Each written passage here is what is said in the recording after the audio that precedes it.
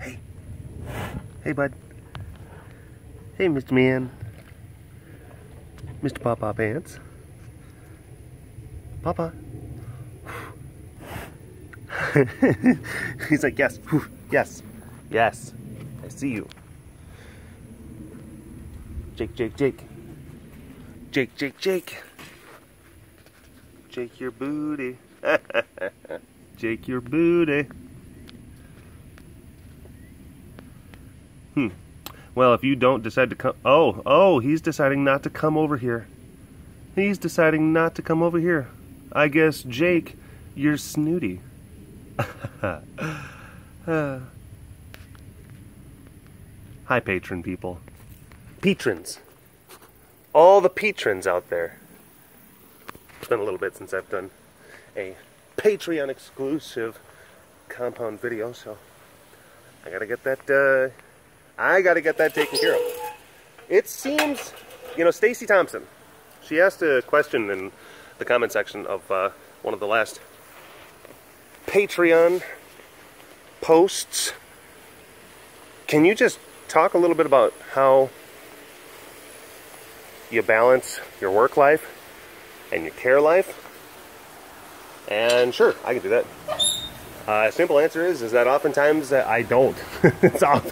Oftentimes it is exceptionally difficult to do. Yeah. What do you got going on here? Oh my gosh, Ace.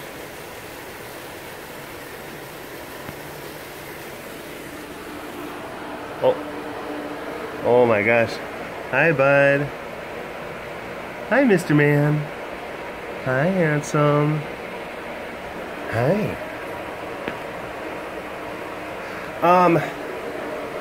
I mean, I can't say that I don't, like, completely, but it's difficult. And there's so many times where I very actively have to prioritize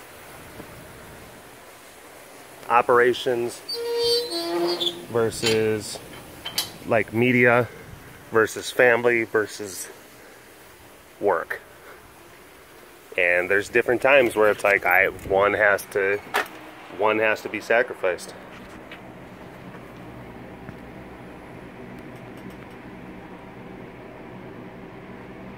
Where, you know, like if I get behind on a filming schedule, and this is one of those kind of things where and you have to understand like the actual the logistical nuts and bolts of it. Where people say like, no, you do what you got to do and this is your thing and you take your time. But also you have to realize is there are a lot of parts about making consistent videos that not only do well for, you know, me and my family, but they also are very important for the facility too.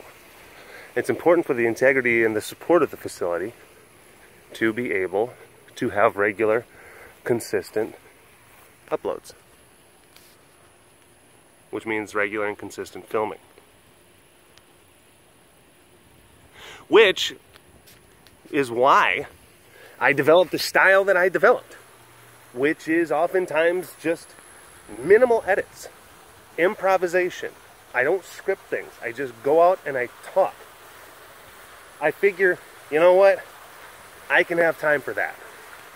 Yeah, I might be walking around for half an hour. But you know, sometimes when you're walking around trying, especially back in like the old Vine days, you'd be walking around for an hour, 2 hours, just to try to get that really awesome 6-second polished clip. And there was other times where, yeah, I was only doing 10-minute walk around the compound webcasts, but I was doing Editor Derek on top of the webcasts. And I was spending an hour, 2 hours putting the subtitles in on those walk around the compound webcasts, and then I was taking time away from family. So then I had to make a choice. I had to reshuffle my priorities. Also, a lot of the subtitles were very specifically, I did that initially because I didn't have faith in the content. I didn't have faith in my broadcasting ability, which I will say, it certainly has gotten a lot better. My skills, because I do try to treat this very much so like, you know, like an entertainment kind of broadcast. I try to be cognizant of the things that I'm saying, and I try to keep it conversational. I try to keep a solid narrative moving so that user engagement stays at a high level. That's why I developed this. I developed this kind of style because I felt that would be the thing that would best work within the confines of my life and how I do have to balance things like work and facility work and family and social media. You know, lately, we're so lucky to have Rachel, to have such a strong workers, to have such a strong professional. So important.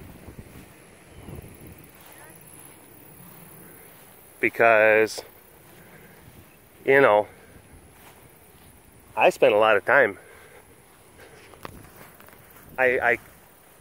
You know, every 4 or 5 days, I come home for 2 days. So every 4 or 5 days, I come home for 2. And I've got to get stuff. I have to get stuff filmed. So much of my day within those 2 days is like I got to pack things in. And Heidi's very understanding of this stuff, so very thankful for that. Hi, bud. Heidi's she's very understanding. It was not, this is the thing, and I will say it wasn't always the easiest. It wasn't. Where we were having to adjust, you know, as a unit, as a family, not just as a professional organization and internally within our family. Yeah, they had to adjust.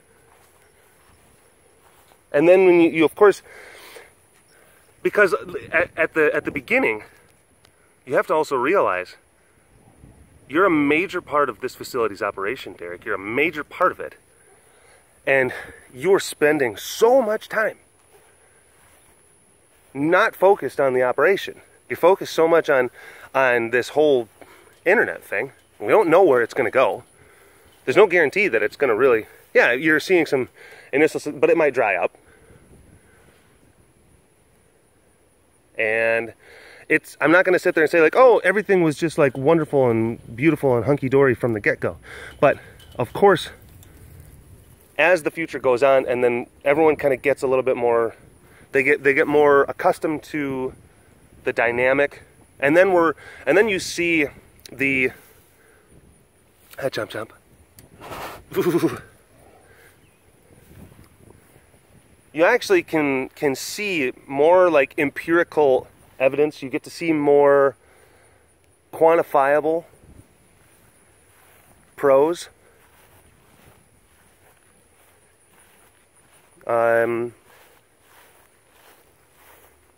To argue for, you know, the case of spending a lot of time engaged in creating content.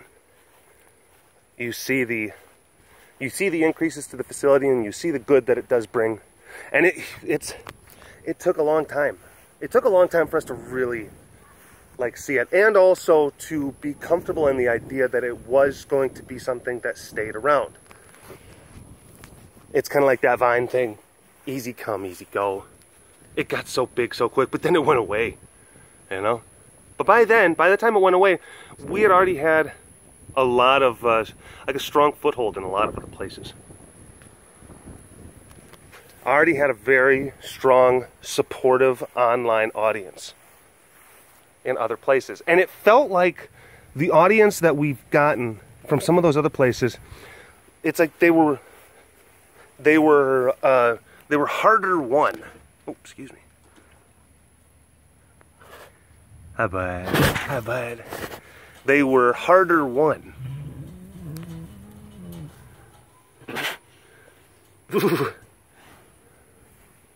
Whereas, you know, just those numbers, with Vine, they exploded. They exploded. They got so big, so fast. And then the user engagement just kind of like, meh. It topped off. And it was literally, it was to the point where I had a 1.3 million strong Vine account. 1.3 million followers. And the level of engagement that I would get with each post was similar, was close to that of, at the time, my like 45,000 strong like Instagram account. It's like I would get the same number of engagement, I would get the same number of people kind of interacting with my posts.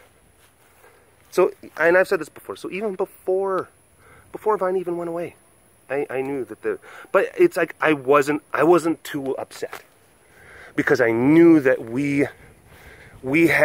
there was a level of security, there was a level of safety that we had as an organization, and that we were still going to have strong online support, and we were still going to grow.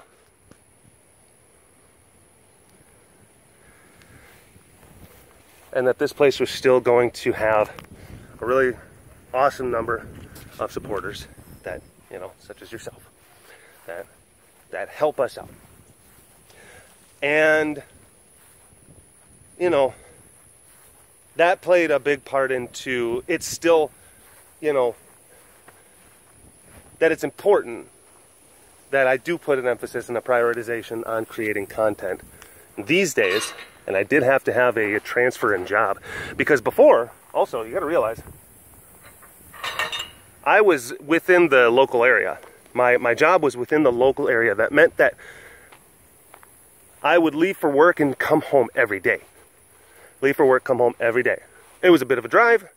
I was a long distance commuter, but I was able to make the trip every day. Now, my job was transferred to a place that was so far away that I'm still able to make the trip. Still able to make the trip. But I can't do it every day. That's untenable. Unfeasible. Just, you can't do it. Oh, well. Nom nom nom.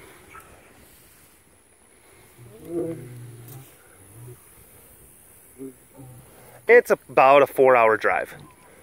About a 4-hour drive. So, where I work, I've got an apartment. I stay there during the week. And I slowly leak out posts. I kind of formulate strategies. I do different things. I'll engage with kind of, hi boys, and head biting and humps. All right. Wow. Oh boy. Lannisters. Jeez, oops. Jeez.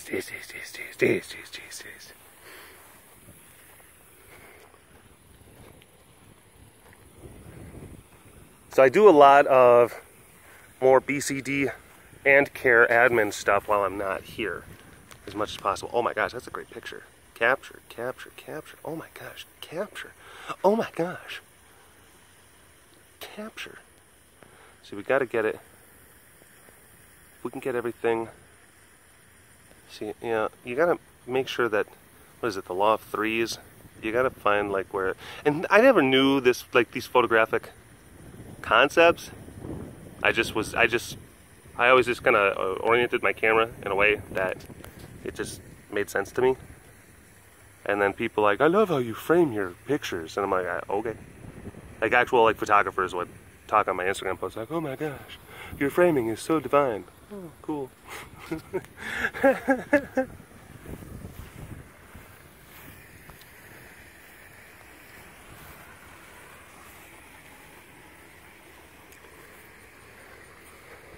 So, yeah, when I come back home, and I'm a shift worker too, some days I'm working in the afternoons, and sometimes I'm working like night shifts. I'm working all through the night. And I sleep during the day. And it's brutal. It's just, you never get used to it. It stinks. You have to spend a lot of time just kind of recovering, just getting your brain function back to normal. It's never really truly normal. And yeah, it sucks because, you know, I spent so many years here at CARE being such a, you know, a very valuable part of just the normal facility operation. And then I have to kind of go, I have to do more of a, I'm doing more possible like administrative, but especially certainly more social media and facility marketing. Like that's my main thing. Yeah, I do work outside. I mean, we were out, you know, I drove the tractor for the girls while we were feeding yesterday, and jumped up on the bucket and tossed some stuff over myself, and woke up this morning and helping clean, but everyone was already out, and they had been cleaning for a couple hours by the time I actually found myself out there. Because again, it's like I have to spend so much time just kind of recovering and adjusting to schedules. And then there's a lot of times where people, they'll be working, and it's like, I've got to film. I have to. So, yeah, you take yourself out of the loop. And like I said, we're so lucky to have like a strong, like, you know, because Rachel and Heidi, they work together here, and they, you know, train the interns. And there's so much time where it's like, I don't necessarily have to do a whole lot. Hi, bud. As far as the actual normal day-to-day stuff. And it's a strange feeling.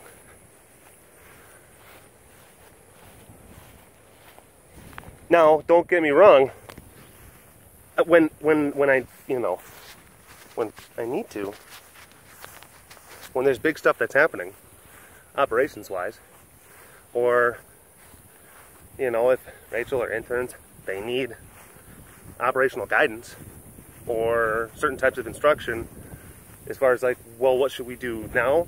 Absolutely, I'm there. But have I guess I've taken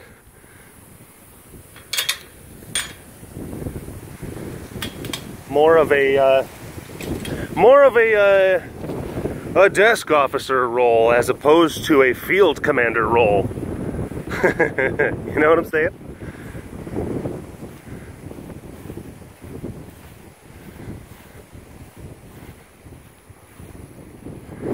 We've got thunderstorms in the local area, and they've been having some outflows. Really cooled the air down. Really cooled the air down nicely. So, kitty cats are enjoying it. Layla! Layla! Oh, no. All right.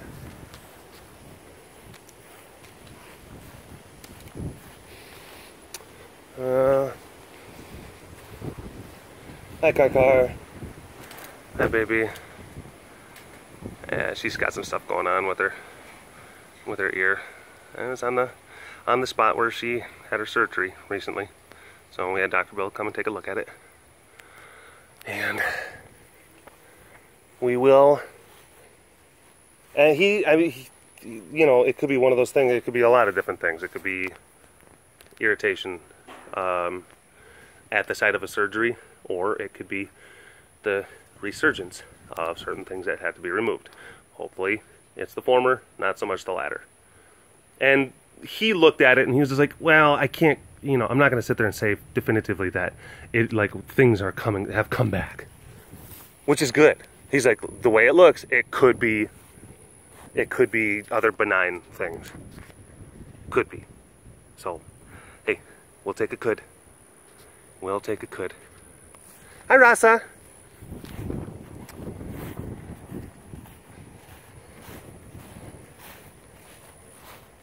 And, you know, mine and Heidi's relationship, especially with this geographic separation, it certainly has undergone its own trials and tribulations. And some of it, you know, there's things that stem from she's got to be here doing so much work that I used to do on a daily basis, and then I'm kind of out of the loop, and it just sucks. And there's times where, you know, we try to talk to each other on the phone. We're away. We're apart from each other. Try to talk on the phone, and then she's just like, I gotta go. I gotta do stuff. And then, of course, I've got my work schedule where it's, again, the same thing, where maybe she's got time, and then I'm like, I gotta go. I gotta work. So, yeah, that can become difficult. That can become difficult. Firebuck. But yeah, it's like everything I post, it's taken within like a period out of 7 days a week. Pretty much everything I post in the 7-day period comes out of 2 of those days. I try to make them count. So that means I'm out here a lot. And then it's like, okay, well, now you got to find the time. You got to spend time with the family. So it's like you have to, and then you have to, hi, Firebug. Hi, Firebug. So you have to find the time. That means going to see movies. That means going out to dinner. Wife and kids, all right, let's go. And it's important, especially for us. I mean, because like we're in the middle of the country, like so many times, it's like Heidi, like, and I know the feeling because I lived here for almost 10 years. I mean, I still live here, so over 10 years, but I was like rooted here for that time. And I know what it's like, where you can't get away because the operation is so daunting. Very much so. And your priorities are so rooted here. And sometimes like the only thing, like, all right, let's just kind of eat a little bit of food and maybe let's rent a movie off of the DirecTV. And then that's it. That's our night out at home because we got to wake up early and do stuff. So it's like when you have the time. Oh, you are totally pooping. This is Layla's poop face. Capture. Oh, that is stinky. Whew. Whew. That is stinky, Layla. So being able to get away, being able to just physically separate yourself, it does so much for your overall just kind of well-being, your mental well-being, your demeanor. That's important. So trying to have family nights and date nights and stuff like that. Luckily, we're not too far from the Dallas-Fort Worth area. You drive, I mean, 35, 40 minutes and you're into some pretty densely populated areas with some, you know, more fancy and high-end and citified commercial districts and stuff like that. So you can do your shopping and your movie watching. So that's nice. That's important. But yeah, no, to answer your question, like how do you balance it? Like it's hard, and sometimes it's difficult. Sometimes you have to sacrifice one for the sake of the other. I mean, there's certainly been times where I was spending too much time working and too much time with social media. I'm like, I have to put this stuff down. Got to spend time with family. And then there's times where it's like I haven't been posting enough, and we're starting to feel the pinch. Okay, you got to get out there and post more and do, yeah, because it has an effect. It really does. It does. Or there's times where it's like, you know, like, oh my gosh, like we got to do these things at the facility. So like you put more emphasis, and then you just got to feel it. You just got to feel it out. You have to try to exercise like a certain degree of intuition. And some of this stuff, it's equal parts art and science. Look at that. Look at her. Oh my gosh. Oh my gosh. So yeah. Appreciate the comment. Gave me about, oh my gosh, gave me 25 minutes of material to cover for a Patreon exclusive, video. Thank you folks so much for contributing to the Patreon page. It helps bring newer and better and more awesomer stuff to you, and I can't thank you folks enough. So anyway, I will talk at you folks later. All right, bye-bye.